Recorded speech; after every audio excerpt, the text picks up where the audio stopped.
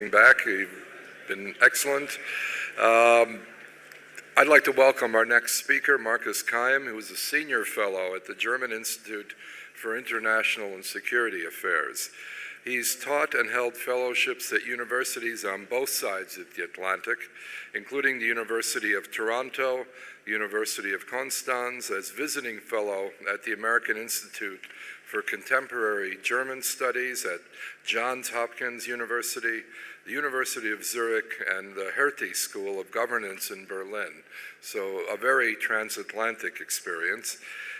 We are pleased that you took the time to join us here and address our committee. Your presentation on the role of NATO partnerships in a changing security environment, I think, promises to be very interesting, and so we'll turn over the floor to you, please, Mr. Keim. Thank you, and good morning from my side as well. I've been given 10 minutes to talk about NATO partnerships in a changing security environment, and given this time limit, it's pretty obvious that there are more points which I'm not talking about. I'm leaving away everything about NATO-EU relationships, so I'm focusing more on the established partnership formats you're all familiar with. But I'm happy to talk about everything you might want to raise in the Q&A debate. And for those of you who have a particular interest in partnerships, there's a report about reforming NATO's partnerships, which have been published on the website of the SWP, the German Institute for International Security Affairs, which is available to you, so please feel free to download it. So I want to make a couple of interrelated points. The first one, why are partnership formats still important? I think given the rise of collective defense in all our NATO minds, I think it's necessary to emphasize that something which is sometimes overlooked, like the partnership formats, remain important. My two key arguments would be as follows. The first one of the purposes of NATO partnerships has been, in particularly immediately after the end of the Cold War, I'm thinking of the Euro-Atlantic Partnership Council, I'm thinking even more of the Mediterranean Dialogue and the Istanbul Cooperation Initiative, has been about transformation, about helping others to transform their security sector, to transform their political systems.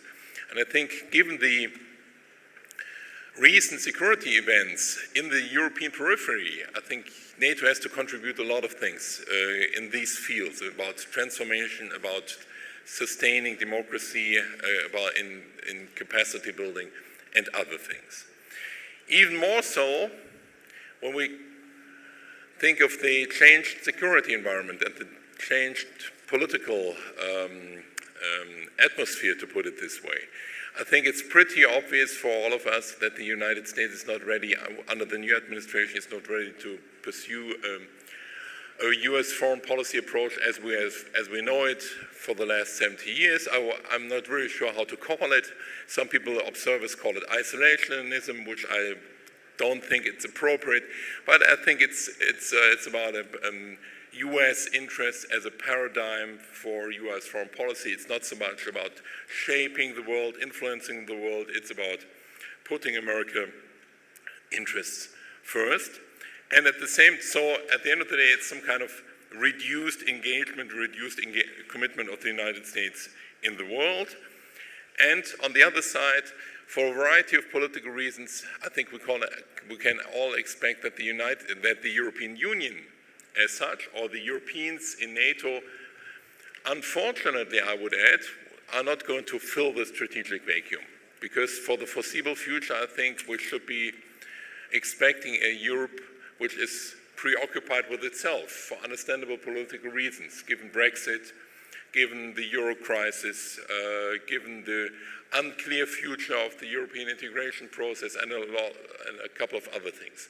So actually what would be currently needed would be a forceful European Union, a forceful Europe in the world, turning outwards, shaping the world, influencing the world, but I'm afraid we shouldn't expect this to happen.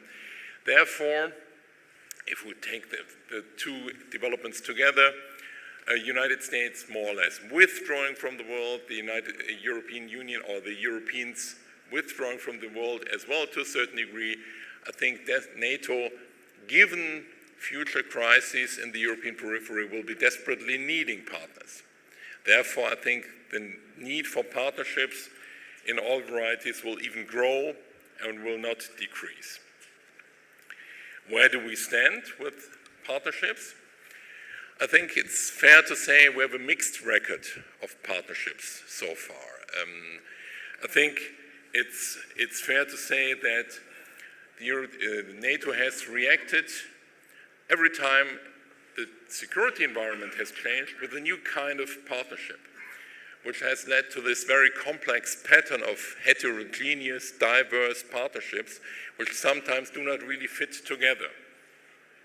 I think that can be illustrated by some countries being member of the one partnership. I'm thinking, for example, of Georgia or Ukraine being partner in the EAPC framework, at the same time having special bilateral relations to NATO, which is fair and good.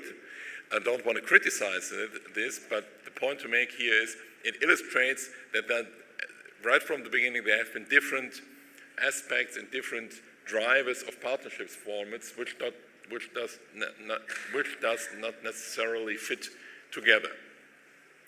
I think we can distinguish 4 waves of partnership formats. The first one I just mentioned, it has been about transformation, about democratization immediately after the end of the Cold War, EAPC, PFP, and other things. The second wave of partnerships has been about reform and intra-regional cooperation. It has been the Mediterranean Dialogue, Istanbul Cooperation Initiative. The third one, it was about fostering interoperability for crisis management. That has been the format like partners around the globe. And the most recent one, fostering interoperability for collective defense, everything which has been implemented since Wales and since Warsaw. But again, we have a complex pattern of different partnerships, partly overlapping formats, and it would be time, in my view, to take stock and check the existing partnerships for effectiveness and suitability. And here I would like to suggest some, at least in my couple of minutes, some principles for reform, or some, if you don't like the word reform anymore, maybe you prefer streamlining. I think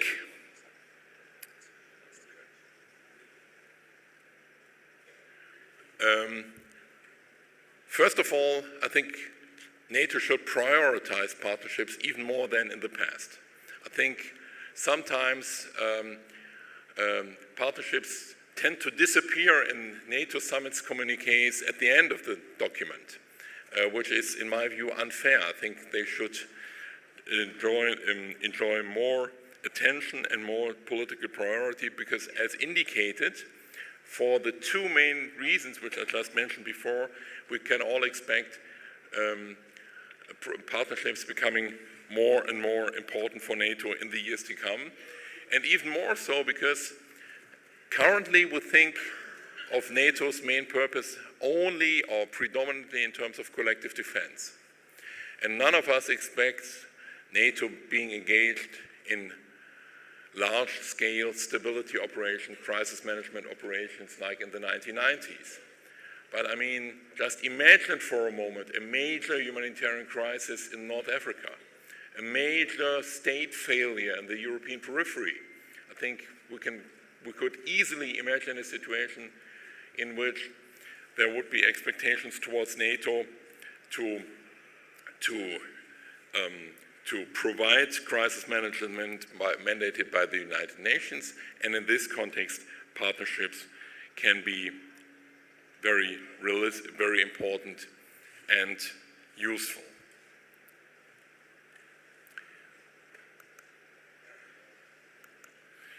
Second, I think we should be all very realistic about what can be accomplished with partnerships.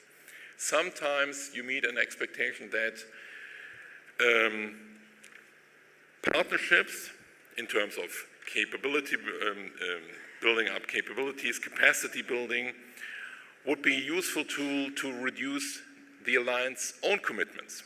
that it can replace the commitment of the alliance. We help others so that we do not have to.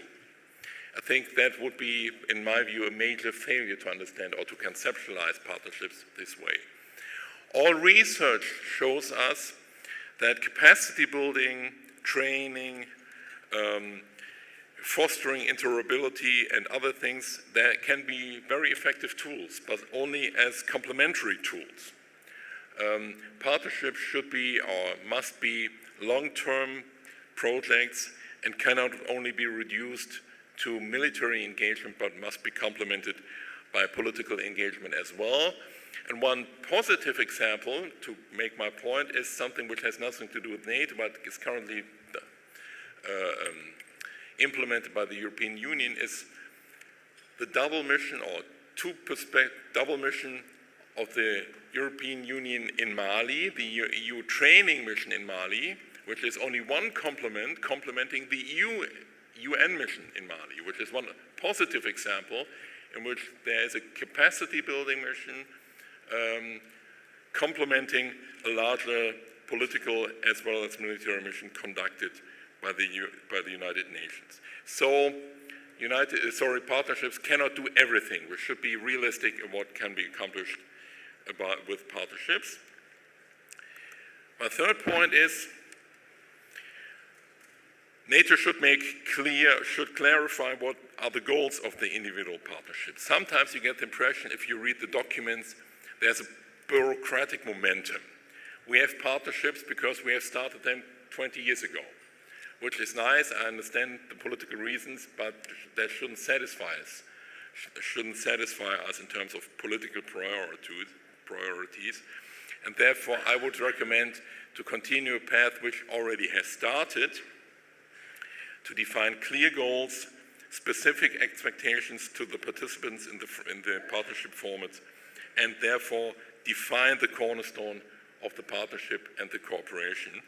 And in my view, what is needed is there should be some kind of detailed action programs lasting 1 or 2 years, so that the success or failure of a given approach, of a given partnership format, of a given program, of a given instrument can be identified. Fourth point, I think it's desperately needed that the NATO prioritizes the purposes of its partnerships formats. I think given the lack of political attention, given the lack of political capital, NATO cannot do everything. Partnerships cannot do everything. Currently, it's about increasing capabilities, it's about fostering interoperability, it's about transforming the national security apparatuses, it's about promoting inter-regional cooperation, and a variety of other things. In my view, it would be worthwhile to pursue an approach of priorities.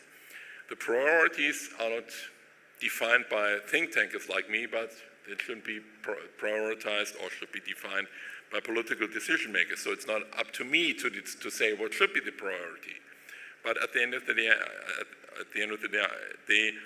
I would recommend to define clear priorities. It's a totally different thing if the NATO is interested for the years to come in transforming the national security apparatus in Libya or in other Middle Eastern countries, or to increase capabilities or foster interoperability with a handful of countries which have been selected. And this goes hand in hand, and I'm admitting that this is a touchy thing. It's about prioritizing partners as well. Not every political partner is equally important to NATO as others. I think this is very touchy in terms of political terms, but I think NATO already has indicated by putting priority on different partners that there are partners which are more important, at least currently, given the current environment, and there are partners which are not so important. And given time constraints, I'm coming to my last point.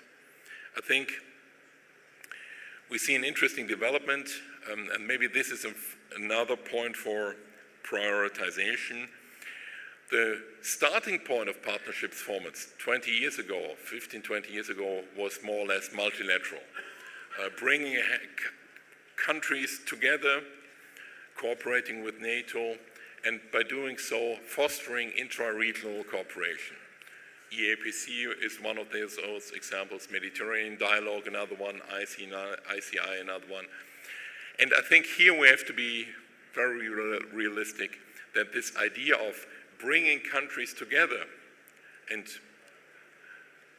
encouraging to cooperate maybe has not failed, but has not delivered the results we all could deliver. And what we see, and I think maybe that's the future of partnerships formats, this ongoing bilateralisms. That a process which has started actually a couple of years ago with the Berlin summit of the NATO's foreign ministers, to identify certain countries, to define what is expected from them, to ask what they want to aspire, what they want to accomplish within the partnership format, and to check the effectiveness of the cooperation in a certain framework, in a certain time frame. I think probably this is the way to the path to continue. Therefore, I expect some kind of bilateralization of NATO partnerships in the years to come. My 15 minutes are over. I would like to stop here, leave it with that, and look forward to the debate. Thank you. Thank you very much for that presentation. And I have 4 questions. But before we get into the questions, I just want to point out that since we're talking about partnerships, following the questions and the answers, we have a global partner visiting us here today from the Republic of Korea. And when we finish with Professor Keim, I will give an opportunity to our member of the National Assembly, Hwang Yu-hong, to address us, because I suspect that there may also be some interest in hearing about what's happening in the region from our friends in South Korea. So the first question is from Karl Lammers of Germany. Yeah, thank you very much, Chairman, and thank you, Mr. Keim, for your very important report. There were a few pillars we have in NATO: collective defense, crisis management, and partnerships. And I fully agree when you say that we more and more need partnerships for NATO and in NATO, and we have to do our best to enhance this. And you say we have to prioritize. I think if you say it is not up to you to make suggestions, I say, why not? You could make suggestions, as you are very experienced. We can make a mixture with our experience, with our suggestions. It would be very interesting for me to get to know from you if you have ideas in this manner. And my real question is, what concrete measures would you propose to strengthen existing and maybe create new partnerships? Okay, thank you. Very great questions. I think prioritizing, I think when we talk about partnership, we're talking about institutions. And institutions usually follow political priorities. So it doesn't make sense to talk about institutional priorities without political priorities. I mean, we have currently one very obvious political priority that is collective defense, or the revival, the reinvigoration of collective defense. And I think given this, I think it's pretty obvious, and I fully understand this, that the current priority of NATO's partnerships is interoperability and creating capabilities. Therefore, the whole package which has been decided in Wales in Warsaw, the Partnership Interoperability Initiative, the Enhanced Opportunity Program, all this smaller sub-partnerships or sub-programs to put it this way, which should bring certain countries closer, which have the capabilities as well as the political will to contribute to NATO operations. That approach makes sense to me. And I think that that will be, given the current security environment, the revisionist Russian foreign policy and so on, I think will be one cornerstone of NATO partnership policies in the foreseeable future. But another priority could be, given the recent decision that NATO is joining the international coalition fighting Daesh, to put more emphasis on the fight against terrorism and focusing a little bit more on the South, which has been, in my view, neglected to a certain degree. I mean, in terms of partnerships, the approach of NATO has been predominantly on MD and ICI, and behind the two partnership formats, the rationale has been helping them to transform the security apparatus, democratic transformation of security forces, and so on, and at the same time fostering intra-regional cooperation. That has not fully worked for understandable political reasons during the last 20 years. But maybe one political priority could be fostering and creating interoperability with states of the Mediterranean and the Arab-Persian Gulf. Why not pursue the approach which has been on the table since a couple of weeks or month even? What about the Arab NATO? Is there some thinking about interoperability of the NATO and the structures which have been or are envisioned in the Arab-Persian Gulf? But this is only one political priority. And back to the point which I just made, I think it would be, how to put it, in the same way we look back on the last 15 years and ask ourselves, how could we forget collective defense? I think we shouldn't be too sure to forget crisis management. And if we agree, or if you agree with this assumption, I think the key question is, or will be, this is not a new one, what can we learn and what can we keep? How can we sustain the level of interoperability we have accomplished in the fight, in the major stability operations of the last 20 years, be it Afghanistan, be it Kosovo and other countries? My concern would be, to put it this way, that countries which have been once labeled partners around the globe, which have contributed heavily to NATO operations, in particular Afghanistan, are losing importance for NATO because crisis management is losing importance. That countries like Australia, New Zealand, Japan, South Korea, that would be a total waste of experience in my view, or wasted experience if we forget about all these lessons learned in terms of operability. And therefore I think one key issue for the next month and years to come will be how can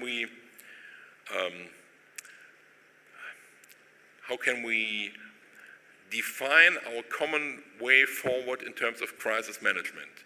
A task which seems not so crucial nowadays, but all the experiences, operational as well as political, should be preserved for the years to come. Thank you. Next question is from Julio Miranda-Calha from Portugal. Thank you very much. I think this issue, NATO partnerships, is of course a very important issue, and we understand in a lot of missions all around the world, the partnerships are certainly a very important question, and the participation of these countries is very important. So I come back a little bit to understand better what is the way of your reforms and the presentation of your reforms. You said that it is likely NATO will plan and implement operations jointly with partners. In this context, you also referred to collective defense. Can you deepen a little bit more about this? Did you imply that partners could play a role in the collective defense? And if so, what would this mean for NATO partnerships? And there is related to this another question. You emphasized the need to prioritize partners and suggested that some are more important to NATO than others. This could be interpreted that NATO partnerships have primarily, or perhaps even only, the function of supporting NATO. Yeah? Would you not say that NATO partnership at least also serve in support of partner countries? Like any partnership, partnerships should be a two-way street. Would you comment on this? Thank you. Okay, thank you. That's your question, excellent question. That helps to make myself a little bit clearer than I have been, obviously.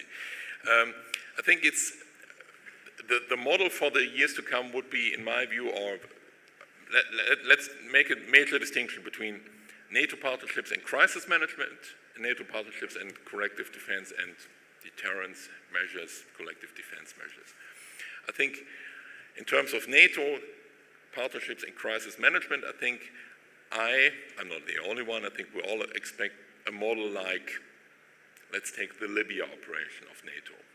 We have a political consensus in the NATO Council.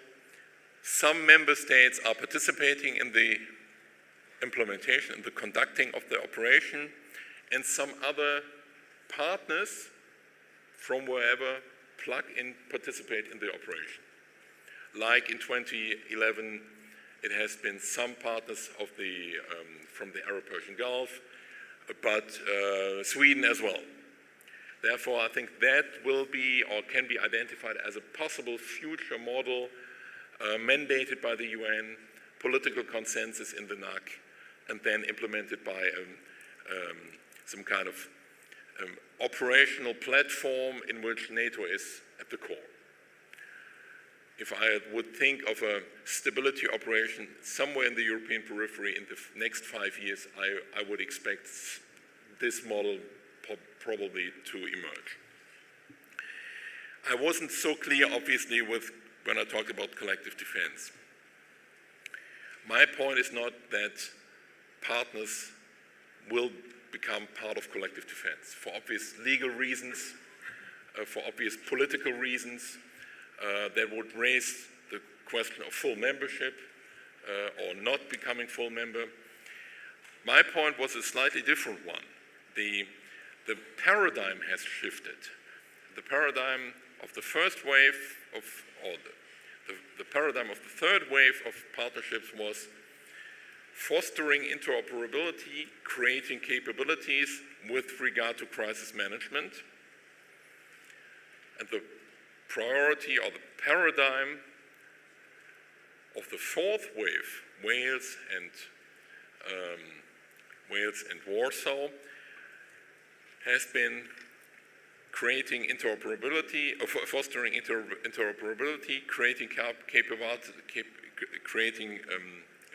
partnerships, creating capabilities, with regard to a changed security environment in terms of revisionist Russia. So one way or the other, everybody has to react to a changed security environment. Therefore, and that explains to a certain degree my answer to your third point, I fully agree that partnerships are a two-way street. By empowering others, by enhancing the capabilities of others,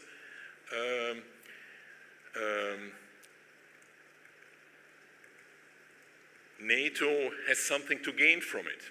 If NATO as such, or NATO selected member countries, help to develop the defense capabilities of a given country in the European periphery, which is not, so far not member of NATO, I think it will help NATO as well in terms of crisis management, but also in terms of preserving stability in the European periphery. So I would fully agree, maybe I wasn't clear on that, that it's a two-way street. But, and as such, I would say all these programs which has been designed in Warsaw and in Wales, the Partnership Interoperability Initiative, and in particular the Enhanced Opportunity Program, they do not suck partnership countries into a collective defense obligation, obviously, and for understandable political reasons, but it brings them closer to NATO. So, as every partnership tool aspires to do so, and therefore I would agree, or not, I would not agree, I would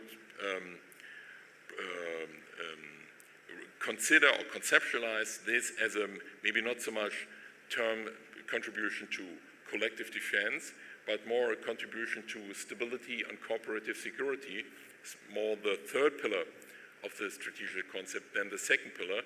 However, it serves NATO in the same vein as it serves the countries which are participating. Thank you. And the next question is from Metin Lutfi Baydar from Turkey, who is also a vice president of the NATO Parliamentary Assembly. Thank you. Thank you, Mr. Chairman. Thank you for your presentation. If you look at last 10, 15 years and new decade, we can see terrorist attacks everywhere. Istanbul and Paris, Brussels, and also Manchester, and also last Egypt. My question is, according to you, what can be the role of NATO for prevent of terrorism all over the world? Thank you. Phew, that's a big one. In 1 minute. Difficult to assess, because I think there's some political constraints you are fully aware of. I don't have to explain to you. I mean, that touches the very general question: do we conceptualize terrorism as an issue for domestic security services, or as a military, as an issue for military alliance? And we haven't started the debate about information exchange yet.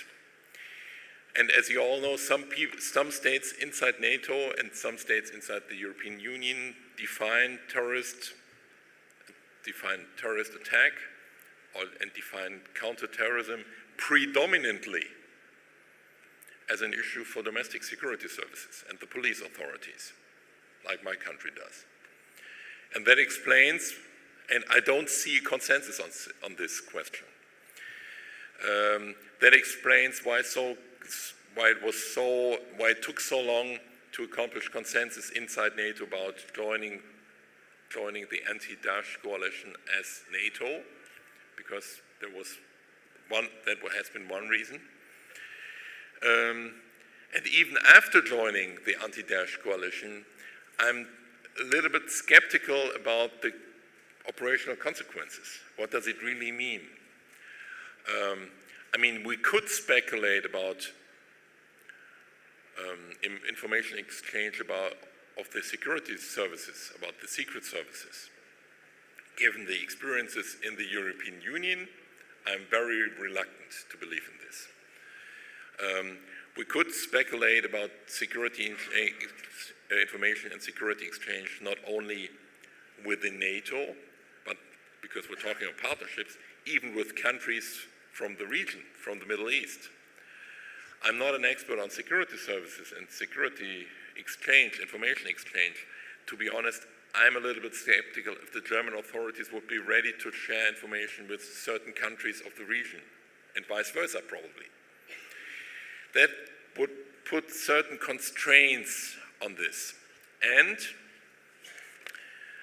I mean, NATO is not alone in the world. We have not competing organizations, but simply another organization or other organizations.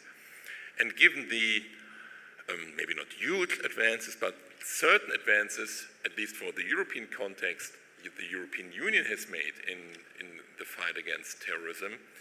I think the prime forum for cooperation, for coordination, and even for collaboration for at least some European member states of NATO will be the European Union, not NATO, which is predominantly framed as a military alliance.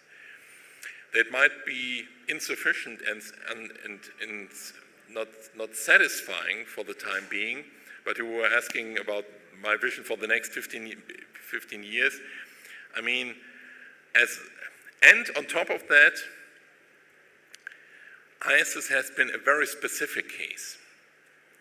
ISIS has been, or Daesh has been a very specific case because it has combined three dimensions: a terrorist organization, a military organization, and a territorial entity, which made things easier for a military alliance to attack this territorial entity. But imagine for a moment that's rather likely for the next, not 5 years, but maybe for the next year, ISIS will be reduced, will be stripped of the territorial entity, will lose the military capabilities, and will be reduced to a terrorist organization. What role for NATO then? What military role for the anti-Daesh coalition then? Probably it will become an issue predominantly, again, to put it this way, for police authorities and secret services. And I cannot imagine, at least currently, of another actor like ISIS with these three dimensions. It's a very, very untypical, very specific case. And given that, I don't see a major role in counterterrorism for NATO. And lastly, we hear from a partner country, Hans Wallmark of Sweden. Thank you. Thank you, Mr. President. Hans Wallmark, the defense spokesperson for the Conservative Party in Sweden. Dr. Keim, you mentioned the plug-in countries. You mentioned Libya, and Sweden is obviously one of the plug-in countries. Sweden and Finland in the Baltic Sea area are two partnership countries with stability, democracy, Western values, and our own capability. But for domestic reasons, we are not yet members of NATO. How do you see the partnership between Sweden and Finland with NATO? As I understand, the Enhanced Opportunity Program is going to be reviewed in October this year. So what are you see after the EUP, or are we going to do the same thing? So the partnership specific with countries such as Sweden and Finland, if you can elaborate a little on that. I would love to, but I'm afraid I cannot really add something very interesting or funny to the things you just mentioned. I wasn't aware of the review, to be honest, that it would take place. I think Finland and Sweden, as non-aligned countries in Europe, are appreciated partners of NATO for obvious reasons, because you have the political will and the necessary political capabilities to contribute to NATO operations. Everybody understands the political constraints your governments are facing, in particular public opinion. I think it's fair if your country would, or if your governments, Finland and Sweden, would face a different domestic environment. I think the relationship to NATO would even be closer. But I think, given your participation in the existing program, the status of forces agreement which you signed with NATO, I think NATO, Finland and Sweden are those countries which cannot, given the current political environment, cannot move closer to NATO below membership. And below membership, that's your decision, not NATO's decision. I think it's fair to say that a lot of NATO governments and maybe even public opinions would consider Sweden and Finland as, let's call it, de facto members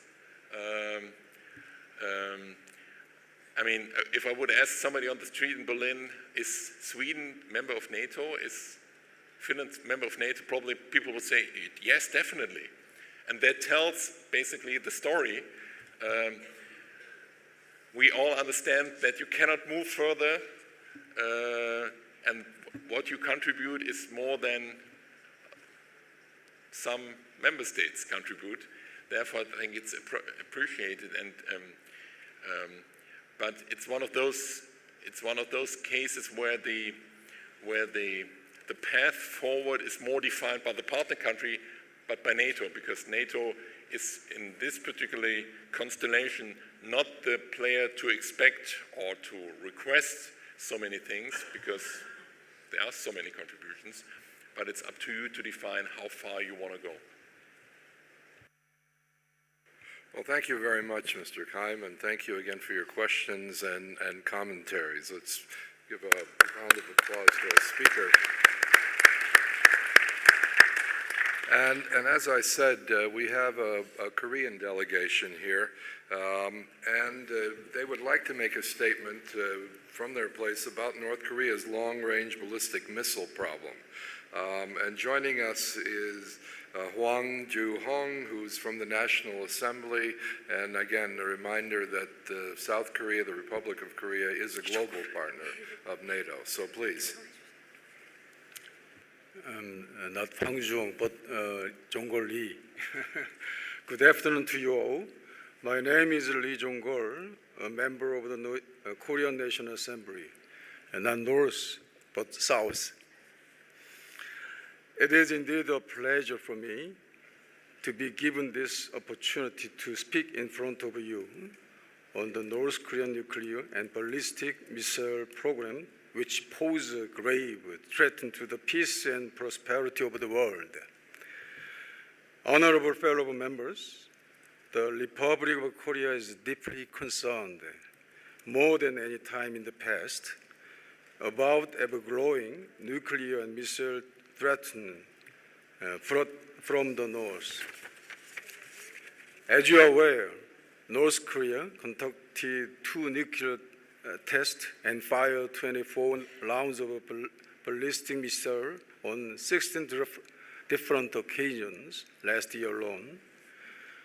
The country has continued its military provocation this year, launching 7 ballistic missiles and conducting a ground test of a newly developed rocket engine.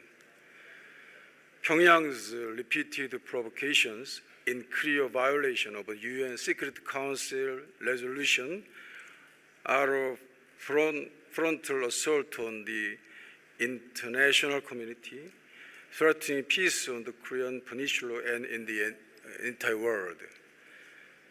The international community has been making its utmost effort to denuclearize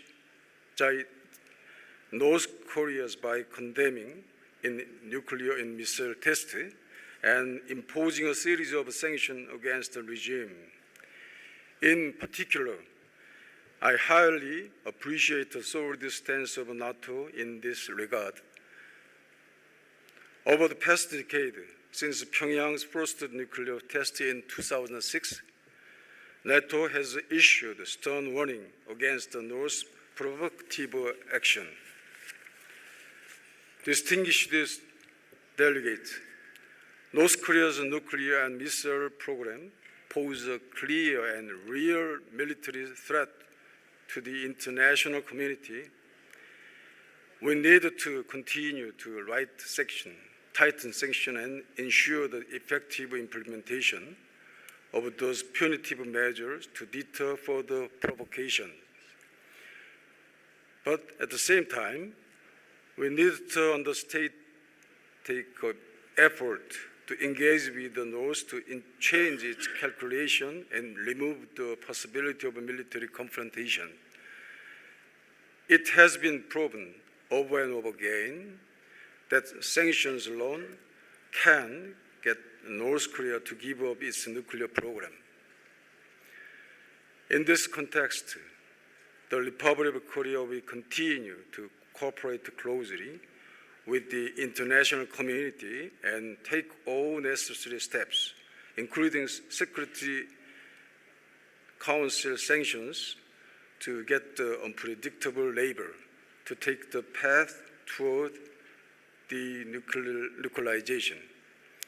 In a bid to resolve the North Korea nuclear issue and establish a peace regime on the Korean Peninsula and Northeast Asia, the National Assembly of the Republic of Korea has been pursuing to hold an interparliamentary dialogue among the parliament of the parties to six-party talks.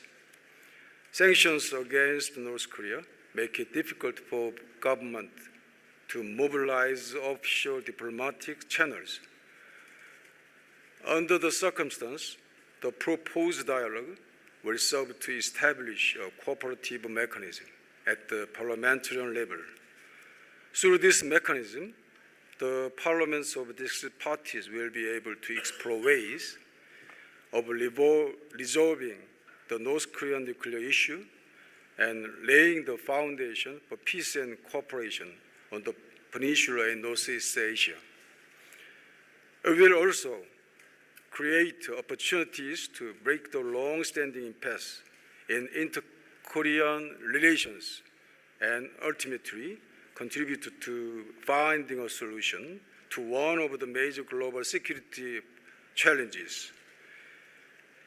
I would appreciate keen interest and strong support from the members of NATO PA with regard to this initiative. Thank you for your kind attention.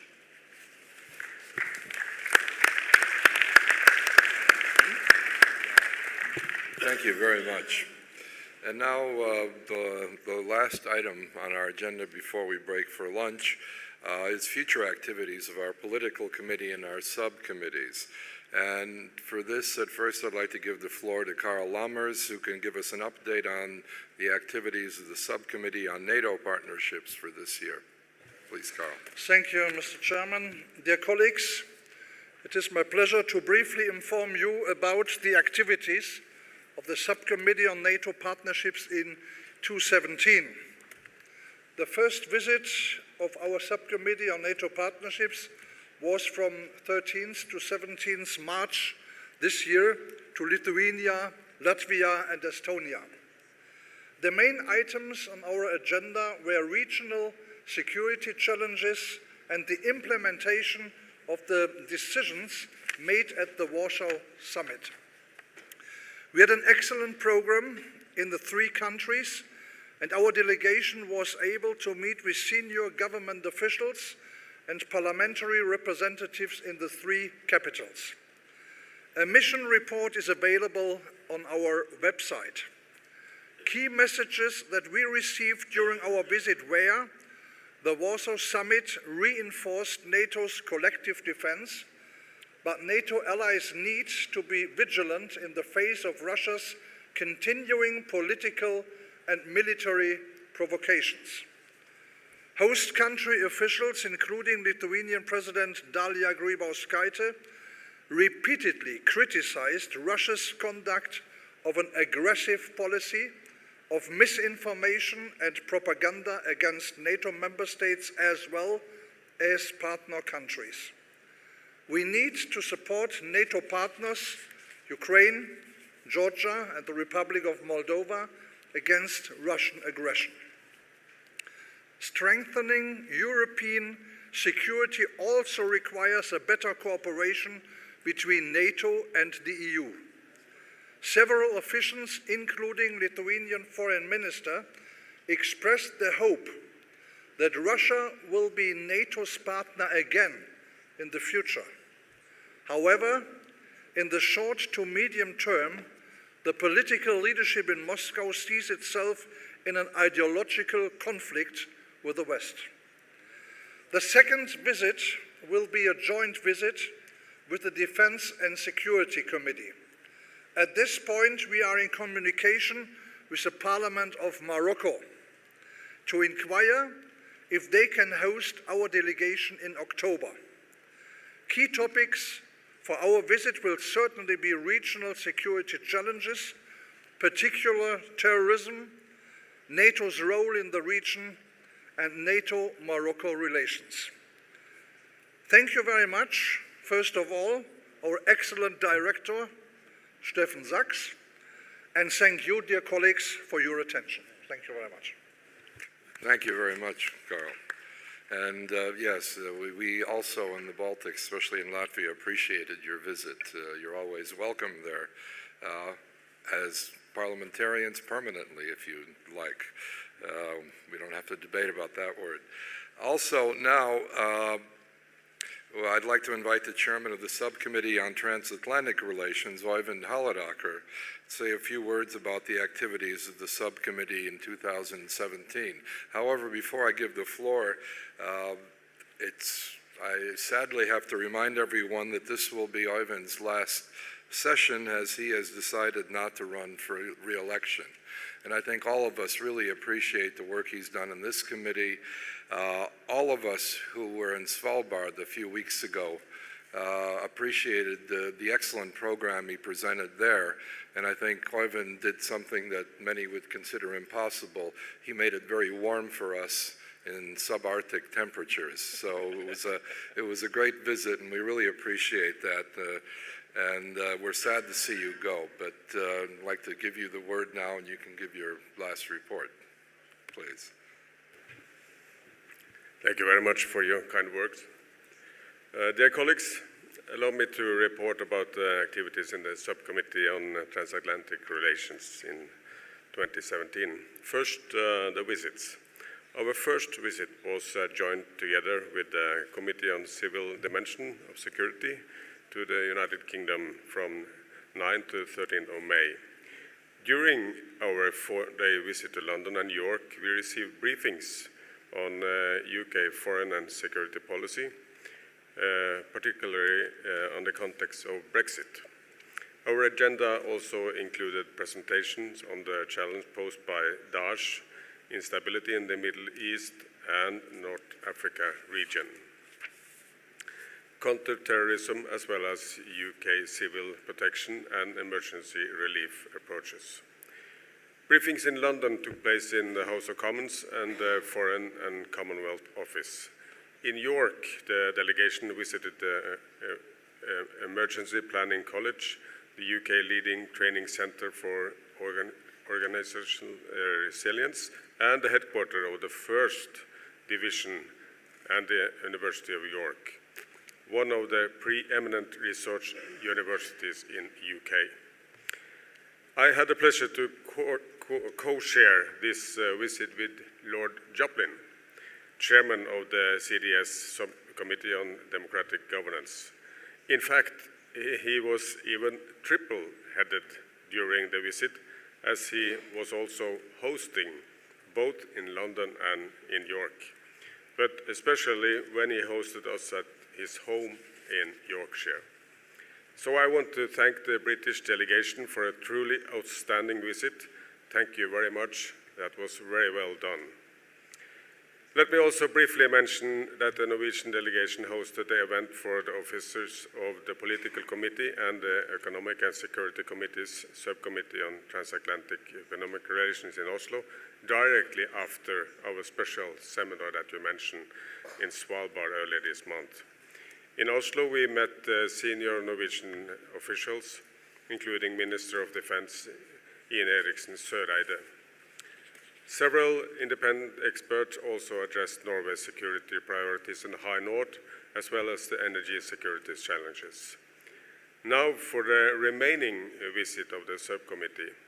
At this point, we are planning a joint visit with the Committee on Civil Dimension of Security to the United States during the week of 18th of September. We have already done a good part of the preparatory work.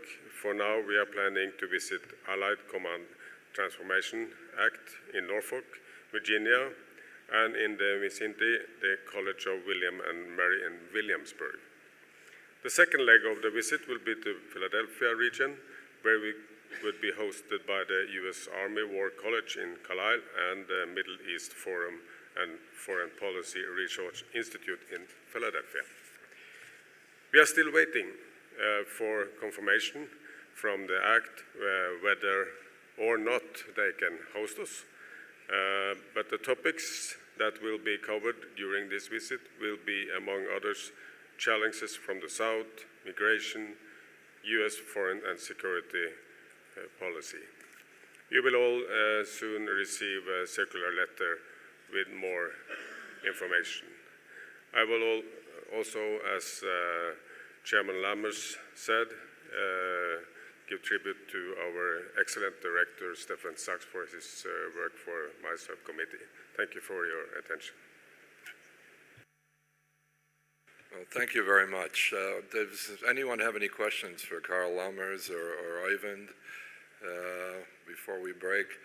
And I just wanted to mention, just to go back to the Svalbard visit, because not everyone may know this, but before the visit, the Russian Foreign Ministry formally protested the fact that NATO Parliamentary Assembly was visiting, because it was supposedly a violation of the spirit of the Svalbard Treaty, which claims that the island cannot be militarized. Now, I can vouch for the fact that none of us brought weapons to Svalbard, but we learned that everyone who lives there has a weapon to protect themselves from the polar bears.